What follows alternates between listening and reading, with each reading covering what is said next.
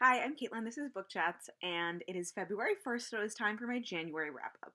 Really struggled last year because I wanted to provide wrap ups, but also last time I made wrap ups, I was personally bored by them when editing, and I couldn't imagine that my audience would enjoy watching them if I was personally so bored. And then I watched Jack Edwards' Every Book I Read in 2021 in One Sentence video, and I thought, oh, it would be fun to do this, but then I thought, I'm not going to wait all year and do it at the end of the year. I'm going to do it every month. So here are roughly one sentence thoughts on all the books that I completed in January of 2022, plus two of the books that I DNF'd during the month. I'll put those at the end because I just don't have them in order of like when I gave up on them here. I will show the books and I will show my star rating with the exception of a book that I have to hold on a star rating for because I think it will be in the BookTube nonfiction prize. The first book I finished was Passing. I read this because of the Netflix adaptation, which I still have not watched. Need to do that. I thought that this was a short, challenging classic, and I think it should be taught in school, and please replace The Awakening, which I deeply hated, with this book, Passing. On the Edge. This was a typical Ilona Andrews couple, but the world was kind of uninteresting to me, and there was some really stereotypical sort of like indigenous population as a source of a big evil in the kind of the background of this story, and I really could have done without that. Chaos on Catnette was the third book that I finished in January. I would please like to live in the Minneapolis that is in this book with the public safety force that is in this book. Also, it has really great app permission safety tips rolled in.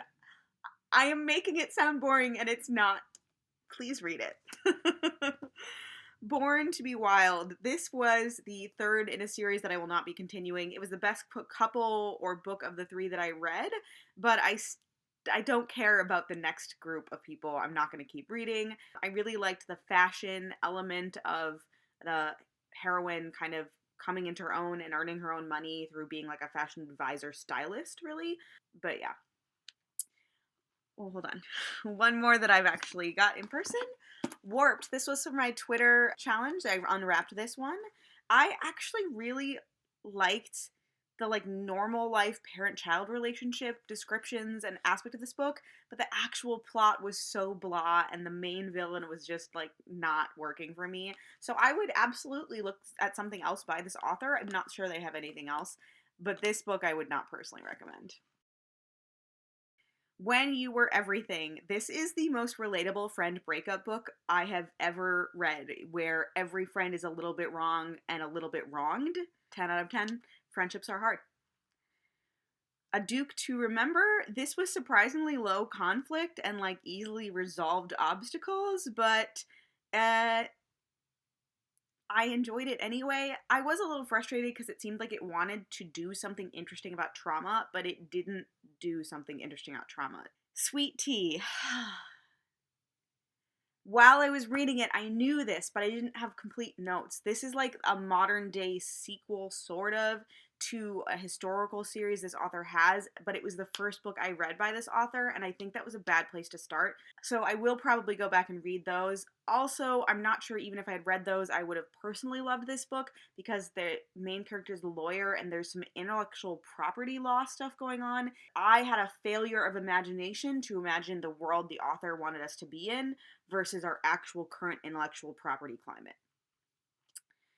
Dangerous Alliance. I don't know why this book didn't work for me, but it did not work for me, and so I was dragging myself through, and it was boring. It was boring.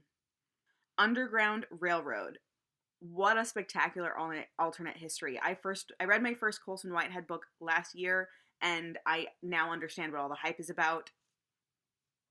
His writing is spectacular. He writes about extremely difficult topics in an extremely readable way. I will warn you that there are copious use of racial slurs, slavery, horrible atrocities against Black Americans in this book. Like, know that going in. Between the Devil and the Duke, this is in the same like romance series as A Duke to Remember, and I think this is probably my favorite couple of the three books I read in that series, but I'm not really interested in reading, I swear I've already read the fourth book, but I'm not really interested in reading anything other than a book about King if it comes about, and I think this series is kind of done because this book was published in 2017. And then the final book that I finished In January of 2021 was Empire of Pain. This is a book about the Sackler family, and all I can say is eat the rich. All right.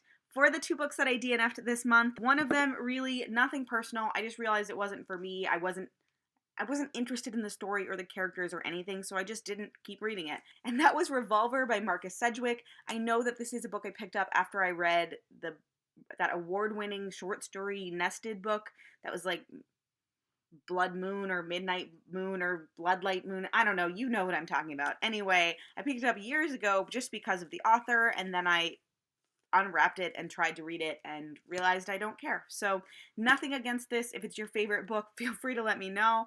I just personally was not interested or engaged in it.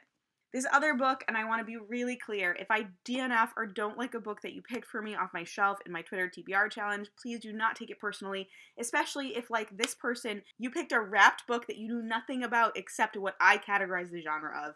But this book was A Touch Mortal by Leah Clifford, and I DNF'd this hard because it really disrespectfully uses suicide as a plot device, and I am not about that.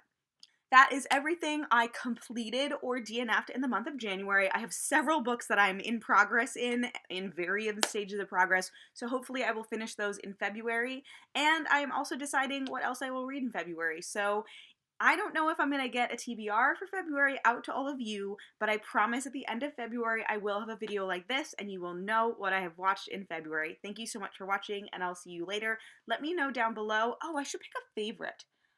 I will say the 2 5-stars you saw of the month are When You Were Everything and Underground Railroad, and I am not totally sure which of those is my favorite yet. I don't know. If by the time I edit this I've picked a favorite, I'll put it in here. Thank you so much for watching. Let me know down below what you read this month, what your favorite of the month was, if you read any of the things that I read this month, and I will talk to you later. Bye.